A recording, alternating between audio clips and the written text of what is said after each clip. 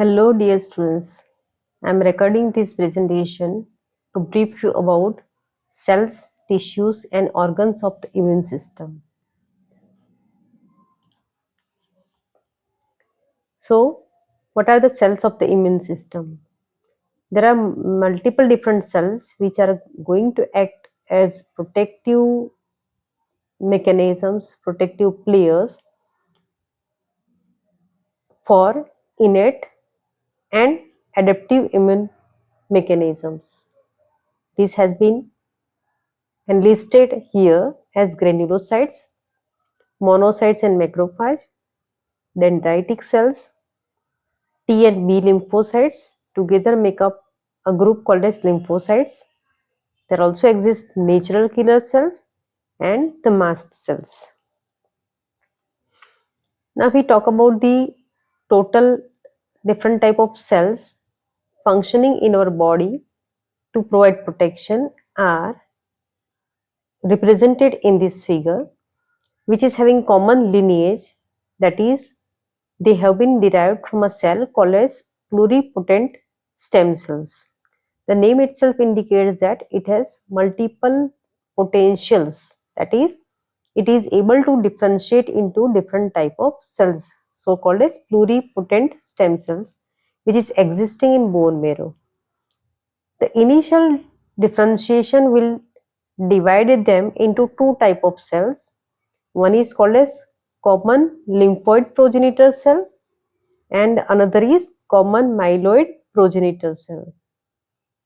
The differentiated cell can give rise to, as for example, lymphoid progenitor cell can give rise to T lymphocyte, B lymphocyte and natural killer cells, which can be entering into blood, where they can, from there they can enter the lymph node to further develop into mature type of B cells, T cells and mature natural killer cell on exposure to the antigen. Coming to the myeloid progenitor cell line, the myeloid progenitor cell line can give rise to three type of granulocytes, that is neutrophil, eosinophil and basophil. Additionally, the dendritic cells are also produced from the myeloid progenitor cell. Mast cell precursor cell is produced from that. Monocytes are also produced from the same progenitor cells, which are, when entering into tissues, can become mature cells, and the immature dendritic cell can become mature dendritic cell on exposure to the antigen in secondary lymphoid organ, that is lymph node. Now, what are the roles of these different type of cells? Let us try to understand in a few slides to come. The macrophage has a potent role to act as a phagocytic cell as well as antigen presenting cell.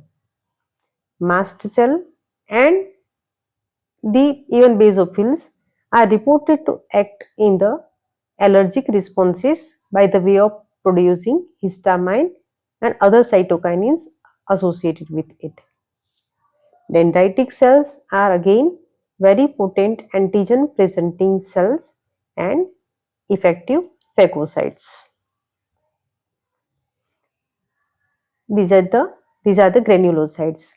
Among them, the neutrophil is again a potent phagocytic cell and is involved in coordinating the response of innate mechanism and adaptive mechanism. There is a coordination occurring by the way of release of cytokine from these cells. Eosinophils and basophils are playing role in during parasitic attack and having role to provide inflammatory response during the entry of allergen by the way of histamine and cytokine release. The T cells and B cells are considered to be major players of adaptive immune mechanisms. Till now what we have seen are the cells which are directly acting on the pathogen or the antigen entering into the body, and the majority of the phagocytic cells will try to digest it on their own, and the antigen presenting cell, after digesting and processing the pathogen, will find out some new molecule, novelty molecule out of that pathogen, which is now called as antigen, to be presented to the T lymphocyte, which in turn, so it is a T cell receptor where antigen presentation will be done by the antigen presenting cell. On coming in contact with a foreign antigen, the T cell undergoes differentiation to produce the effector T cell, and at the same time it is also releasing some of the cytokines which will act on the B cell, and under the effect of this cytokine, B cell will undergo activation to produce the plasma cell, which results in antibody production. In addition to its activity on the B cell, T cells itself are having improved capacity to act on the infected cells, so they are involved in killing the virus or other particle infected cells. They are, as they are regulating the B cell response, it is also mentioned to have the regulatory role, and the cytokines released from the T cell also mediate the potent immune response at the site of entry of the pathogen.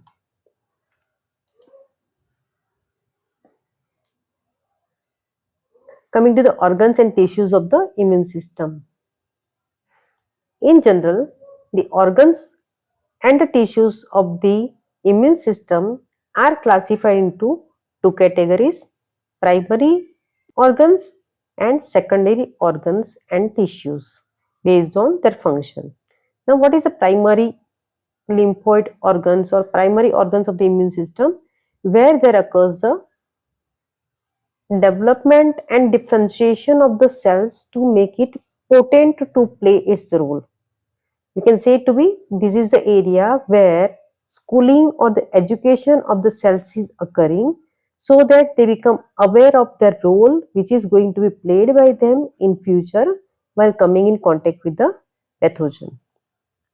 So immature lymphocytes are matured over here, and they differentiate into antigen sensitive B and T cells. That means they are now able to act on the antigen. Thymus is considered to be primary lymphoid organ, and bone marrow is considered to be primary lymphoid tissue. It is tissue. Secondary lymphoid organ includes mainly spleen as a secondary lymphoid organ, lymph node and mucosal associated tissues are considered to be secondary lymphoid tissues. Lymph node can be considered to be organ, and lymphatics, the tissues present in there, and mucosal associated tissues can be considered to be secondary lymphoid tissues. Now, the secondary lymphoid organs and tissues are the area where actual exposure of the antigen will be done to the immune system cells. So, here we can say that the medical student will undergo a long study of medicines to have its practice as a doctor in future, to make a career as a doctor. So same thing, this is the primary lymphoid organs and the tissues are the areas where the schooling is occurring, where education is given to the cells to make it potent to play its future role. Now, after becoming the medical graduate, the student come can check the patient, can operate the patient, and have its life skill or the job to play. So this is a secondary lymphoid organ where the matured lymphocyte are actually going to play its role to protect our system, protect our body. How this occurs? That lymphocytes will be exposed to the foreign antigen by the actions of the antigen presenting cell. Coming in contact with the foreign antigen, It causes proliferation and differentiation of the immune system cells, which give rise to fully active effector cell production, that is either effector T cell or effector B cell. Effector B cell will further differentiate to form a plasma cell to produce antibodies. Moving ahead, this figure will help you briefly understand the location of different type of immune system organs. Like primary lymphoid organs are two, as we have seen. The thymus is considered to be primary lymphoid organ, which is situated above the heart, a small organ situated above the heart. Bone marrow is considered to be primary lymphoid tissue, which is located in the cavities of the bone. Now in adults, it is the flat bones, the bone marrow of the flat bones, which is able to produce blood. So that bone marrow should be considered over here. In newborn infants, bone marrow of almost all the bones are producing blood, right? So they are considered to be potent or active bone marrow in that case. Coming to the secondary lymphoid organs, the tonsils, the lymph node which are present at the juncture of the lymphatic system, a system which is spread throughout the body is like our circulatory system. And at the junction of that, lymph nodes are existing, which is filtering and screening the lymph. Spleen is the major or the largest secondary lymphoid organ. There are certain areas where tissues are located or designated to play a role as a local army, and they are called as secondary lymphoid tissues. Moving ahead to the primary lymphoid organ, that is tissue, which is anatomically can be classified into two areas. The outer area is called as cortex and the middle part is called as medulla. The precursor cells entering the thymus will first be matured into cortex. They will proliferate and get matured into cortex and then will enter into medulla. Here in medulla, there exists a process called as thymic selection. During this thymic selection process, body tries to remove the cells which is able to respond and react to the self antigen. So thymic selection removes approximately 98% of the cells which has been produced in the by the pluripotent stem cells, and only 2% will be released into the blood. The primary lymphoid tissue, that is bone marrow, as we can see over here, the reddish part, that is a cavity present in the bone, is filled with the red bone marrow, which is said to be active bone marrow. It is an area where B cell maturation, जहाँ पे B cell का schooling होने वाला है, education होने वाला है, that is an area called as bone marrow. Here again, like thymic selection, bone marrow also undergoes selection process where self-reacting B cells will be eliminated and the foreign material reactive B cells will be released into the bloodstream as a mature B cells. Coming to the secondary lymphoid organs. As I said, the spleen is considered to be the largest secondary lymphoid organ. No doubt the size is only 5 inch long, but compared to other, this is the largest organ, largest lymphoid organ. Here, the anatomical regions are classified as a white pulp and red pulp. The red pulp are the areas which are surrounding the white pulp. Now, white pulp is again having some demarcated region, differentiated regions where a sheath is having numerous amount of T cells, and there are certain follicles called as lymphoid follicles which are rich in B type of lymphocytes, and there exists a marginal zone which possesses the good collection of the macrophage and B cells. In total, the white pulp is having lymphocytes, either T lymphocyte, B lymphocyte and macrophage as well as dendritic cell, which together give its white pulp designation. Against to that, red pulp is a erythrocyte rich region. Red pulp is a erythrocyte rich region. Now, what is the role played by the spleen? That it helps to filter the blood. It helps to filter the blood, screen the blood, so that whatever the pathogen or the antigen, foreign antigen has entered in your body will be trapped over here, right? And will be phagocytized by the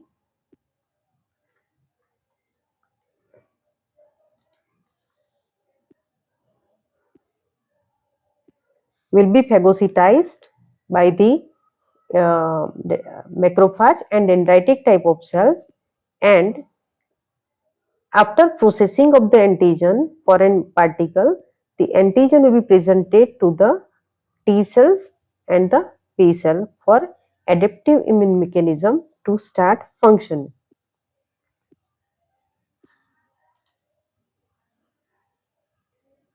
Now coming to the lymph node. As like the thymus, what we have seen, here also the lymph node can be anatomically classified into two sites or two locations, that is cortex and central part is medulla. Uh, the the the major role of lymph node is to filter the lymph and to screen the lymph for any foreign particle entering through this system. Now there are multiple areas through which lymph can enter into the lymph node, that is called as afferent lymphatic vessels, and after entering into the lymph node, that lymph will percolate throughout this area so that it will be interacted with the huge number of cells gathered over here, that is cluster of lymphocytes, will tackle any of the foreign particles entering in this area. After processing, after the encounter with these cells, the remaining part of the lymph will flow out the lymph node through the efferent lymphatic vessel. Efferent lymphatic vessels. As I said, the lymph nodes are playing the role of filtering and screening the lymph. Spleen is playing the same role for the blood. Lymph node is playing the role of filtering and screening. Screening बोले तो removal of the particles, foreign particles from the lymph, and spleen is playing role in filtering and screening the blood.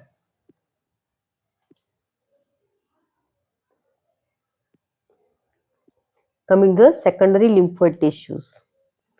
Secondary lymphoid tissue or the lymphoid tissues are the tissues which are highly organized or sometimes loosely organized collection of the immune system cells throughout your body to provide local protection, to provide localized protection in that particular area.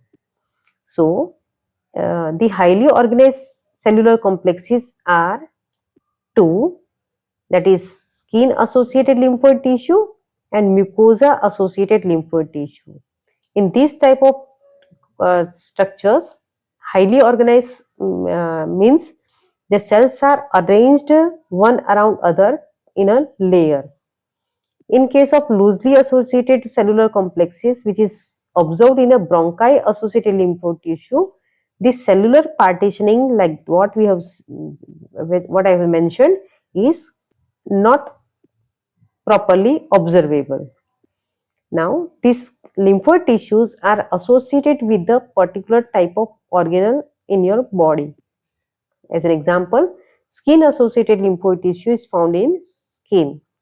Mucosa associated lymphoid tissue is associated with the mucous membrane, which is present throughout your internal organs. Gut associated lymphoid tissue is found in gut, and bronchi associated lymphoid tissue is found in bronchi. Now again, the secondary lymphoid organ, as you have seen, is playing role in encountering pathogen with the immune system cells, so that antigen processing and further presentation of the same to the T cells and B cell will take place, which will be further undergoing adaptive immune mechanism to get rid of the foreign particle. Now this is as an example, skin associated lymphoid tissue is depicted over here, how the whole process runs. When a pathogen when a pathogen is able to successfully enter through the skin, breaching that mechanism, what sequence of event will take place? So first of all, the antigen entering into the epidermis will be coming in contact with the type of cell what is called as Langerhans cells. These are the localized cells found in the skin. They are these antigens will be engulfed, or the pathogens will be engulfed by the Langerhans cells, which is a type of dendritic cell and can also be said to be skin associated lymphoid tissue. The role of these cells, Langerhans cells, is to prevent the antigen to enter into the bloodstream. So it will restrict their entry and will divert it to the nearby existing lymph node. Now here in the lymph node, whatever the cell which has been engulfed by the Langerhans cells and processed, the novel antigen presented on their cell surface, and that antigen will be now exposed to the T cell. When T cell receptor, through the T cell receptor, this type of junction be created, which it causes the activation of the T cell, and differentiated T cell, which will now act as a helper T cell, releasing the cytokines. These cytokines will activate the B cell to become a antibody secreting plasma cells, right? So antibody secretion will start, and these antibodies will further try to tackle the novel type of pathogen or the new pathogen which has entered in your body. So this is how the whole primary, secondary lymphoid organs and tissues help to protect our body.